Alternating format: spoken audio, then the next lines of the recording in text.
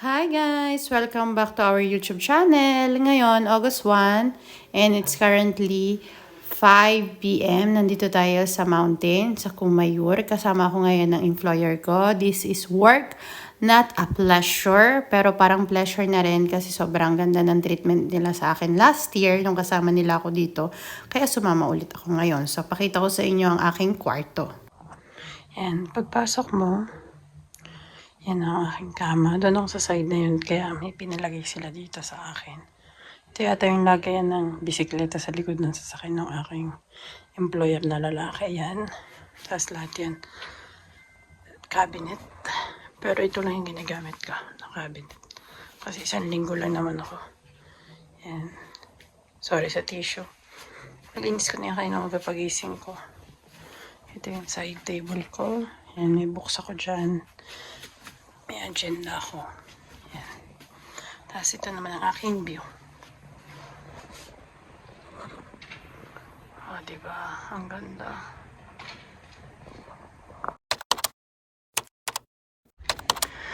At alam nyo ba kung bakit bukod sa the-ching, kaya din ako pumapayag na sumama dito. Kasi nga, malaki yung kita. Malaki yung bigay nila for 1 week. Dati nihahatid nila ako sa bahay. Ngayon hindi nila ako mayahatid kasi hanggang 16 pa sila dito. So magbabas ako. Bayad din nila yung bus ko. Hakunin nila ako ni Anthony sa Milano Lampuñano. Ayun, yung mga bata nandun. Pag ganun, pinababayaan ko sila. Hindi ako, kasi yung time na para sa mga bata, ayoko naman kunin din sa kanila. Yung lalaki kasi nagtatrabaho pa, 30 minutes daw. Mamaya pa kami prepare. Nag-almusal kami dito na naka-pijama. So, actually, naka-pijama ako ngayon. Yun lang. So, update ko kayo, mga bata, nandun kay Anthony. Matagal na ito naka-schedule. So, naka-schedule siya. Sinabi na niya sa akin, March pa lang, na umalis ako sa kanila. Arin, yung pag-babysitter sa gabi, kung pwede, ikaw pa rin. Tapos pag aalis kami, pupunta kami kung Mayor, ikaw pa rin. Sabi ko, okay. Basta wala akong gagawin at hindi ako kailangan ng mga iba kong employer kung saan ako regular, kasama ko. So ngayon, sumama ko. Kasi mga iba kong employer kasi, umalis na. Mga nagbakasyon na kasi dito, August bakasyon. May 3 na akong employer na wala. So nanatili na lang is 3 pa. Kaya sabi ko, sayang din to. Para August, meron naman ako kahit pa paano sweldo, di ba? Kaya kinuha ko to. Tapos may sarili ka pang kwarto, pakain ka pa. Kaya okay lang din. 1 linggo lang naman eh. Kaibigan yan. Yung babae na guys ang nagpapahiram ng beachy. Si Marty yun. Kaya hindi ako makaalis. Ito, hiniram din. O, di ba? 12:10. And parang nag-bike kami ng 10:30. Pagod na ako. Mas Lord. Yung mga employer ko tsaka yung kaibigan nila nandun na. Ay, tigil talaga ako. Hindi ko kaya. Pero tingnan nyo naman view ko ha. Yan, tsaka may garden. So, sigsag yan. Mataas doon. Tumingin muna ako dito. Kasi maganda. Kasi pagod na ako. Pagod na ako guys. No. Sisi. Dito may Dichi. Diyan kami kumain. Paalis na kami ngayon. At ito ang aming view. Parang papunta pa kami doon. Lulusok. Oh. Hi guys. Time check. It's 5. Nakaligo na ako. Dumating kami dito sa mga siguro mga 4:30. Tapos nagmerienda, nag-tea. Sinauli yung bike na hiniram. Dahil yung akin at yung sa kaibigan nila ay hiram.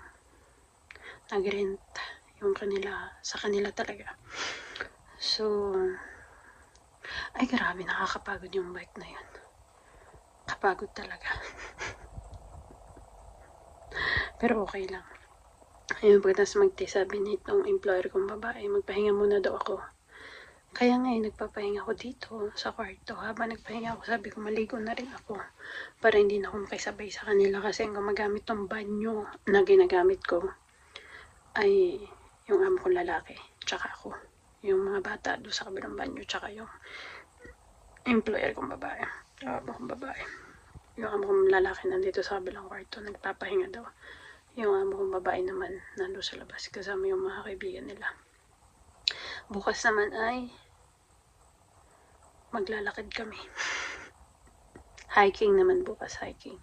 Ngayon ay bike, bukas hiking. Siguro mga 3 oras, 4 oras kami hindi ng bike. Grabe yung patpunta, Diyos ko, mataas. Pero grabe din naman yung view. Nakita niyo naman sa aking mga clips, konting clips. Hindi ko kasi sinasabi sa kanila na kung pwedeng isama yung mga mukha nila dito sa vlog, syempre. Kakaano naman, diba? Kaya yung mga konti-konting clips lang. Dahil nagpunta naman tayo dito para magtrabaho, hindi naman para magbakasyon. So, papahinga lang. Tapos pupunta daw kami sa city. Dahil mamimili kami ng dinner namin mamaya. Kasi kahapon di kami bumili ng dinner. Nagpasta lang kami kasama ng mga gulay-gulay galing sa Baresi pa. So lang, update guys. Buhay pa ako, buhay. Good morning guys. It's 9:30 and Sunday ngayon, August 3.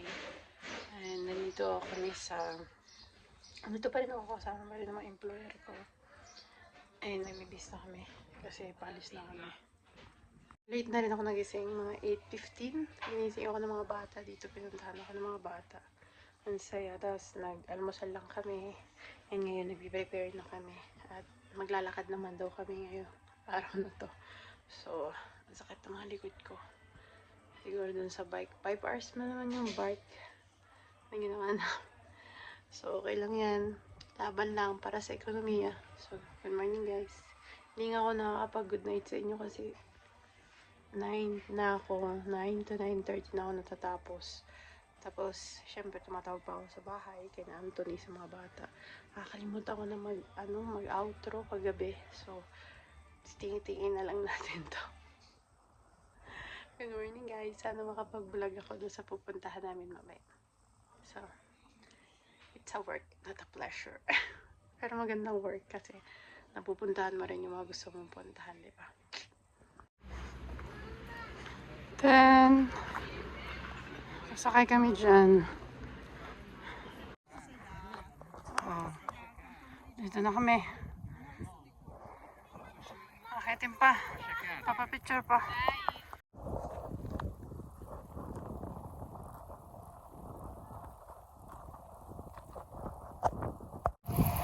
Sana pakinig niyo ako. It's almost 12. 2 hours na walk. And parang andito na kami. Stiamo arrivando.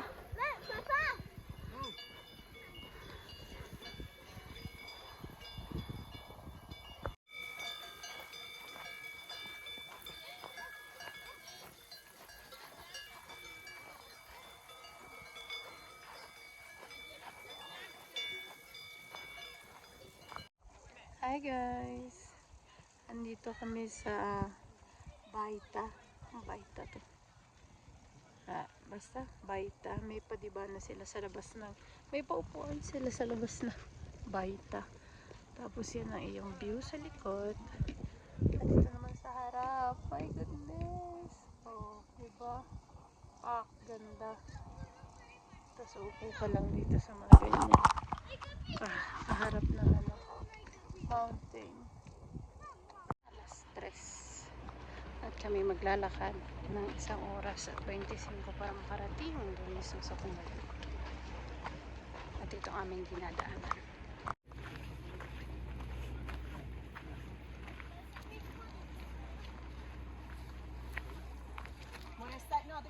Devi stare vicino ai fiori, Tecla, non vicino alla sponda, 9:34 na ng gabi. And nakapijama na ako. Konting clip lang nakuha ko ngayon kasi naglalakad kami. So, kailangan hawakan yung mga bata. Tapos, nagkasakit pa ng tenga yung maliit. So, medyo magulo ang mga sitwasyon dito sa work. Tapos, yung kasama nilang kaibigan, last day na ngayon, umuwi na rin. Pinakain pa dito sa bahay. So, katatapos ko lang kasi nagsampay pa ako. Kanina pa talaga ako tapos. Kaso nagsampay pa ako. Kasi ayoko na mamamaho yung damit sa labas, sa washing machine.